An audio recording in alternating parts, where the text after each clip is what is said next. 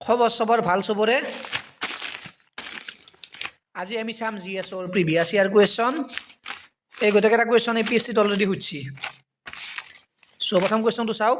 অসমৰ কিমানখন national park UNESCO world heritage সাইটৰ আন্ডাৰত আহে APSCত অলৰেডি সুধিছি এই কুৱেশ্যনটো কিমানখন নেশ্যনেল পাৰ্ক সো মনত ৰাখি থব অসমৰ দুখন national park UNESCO world heritage সাইটৰ আন্ডাৰত আহে সো কি নাম দুটা কি মনত ৰাখি থব কাজিৰঙা আৰু মানাস এই দুখন নেশ্যনেল পাৰ্ক অসমৰ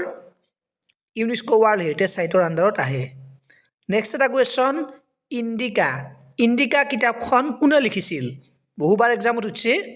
ইণ্ডিকা কিতাপখন লিখিছিলে মেগাষ্টেনিছে মোষ্ট ৰিপিটেড কুৱেশ্যন এটা আপোনালোকে কমেন্ট কৰক ফাহিয়ান কোনজন ৰজাৰ দিনত ইণ্ডিয়াত আহিছিল কমেন্ট কৰক